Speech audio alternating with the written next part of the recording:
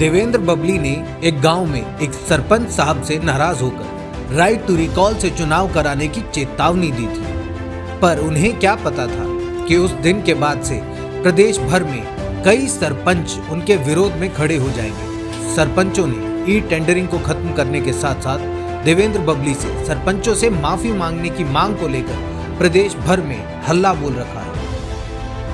प्रदेश भर के सरपंचों ने कामकाज ठप करते हुए तमाम बीडीपीओ कार्यालयों पर डेरा जमा लिया है। सरपंचों और सरकार के बीच अब दरार लगातार बढ़ती जा रही है। देवेंद्र बबली के बयान की वजह से सरपंचों का पारा 7वें आसमान पर है, तो वहीं ई टेंडरिंग की वजह से सरपंच खुद को ठगा सा महसूस कर रहे हैं।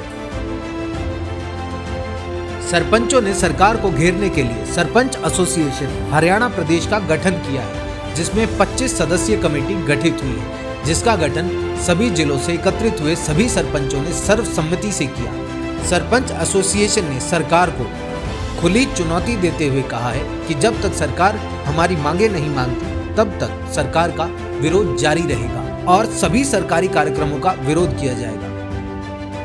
हमारी हरियाणा की सरपंच एसोसिएशन जो पिछले 15 तारीख से हमारी मीटिंग हुई टोहाना में, और वहाँ से लगातार हम अपना धरना प्रदर्शन और अपनी मांगों को सरकार के सामने रख रहे हैं। और हमारी मुख्य मांगे हैं, ई टेंडरिंग को फौरी खत्म करो। नंबर 2, कॉल बैक अगर हमारा है तो क्यों नहीं एमपी एमएलए का। और नंबर 3, संविधान 73वें संविधान संशोधन के 11वीं सूची में 29 अधिकार हमारे सरपंचों को अपने गांव में दिए हैं, और वो 29 महकमे भारत की संविधान की 11वीं सूची में, संविधान की पुस्तक मेरे पास है, इसमें आप सब पढ़ सकते हो, और मैं कॉपी भी आपको उसकी अलग से दूंगा। भारत के संविधान के जो हमारे 29 अधिकार दिए हैं सरपंचों को, उनको आज़ादी चाहिए इन नेताओं से और इस प्रशासन से, जिससे कि वो अपने गांव में एक ग्राम स्वराज की परिभाषा के तहत एक स्वतंत्र, सशक्त, स्वावलंबी व पारिवारिक तौर से अपने गांव की समस्याओं का समाधान कर सकें। ये अधिकार जब तक नहीं मिलते हैं और ये मांगे जब तक नहीं पूरी होती हैं, हमारा कोई भी सरपंच कोई काम का प्रस्ताव नहीं देगा। काम रोको प्रस्ताव 18 तारीख को जो एसोसिएशन की मीटिंग हुई उसमें फाइनल हो चुका है कि हम किसी सूरत पे भी अभी कोई काम नहीं करेंगे जब तक हमारी मांगे नहीं मानी जाएंगी।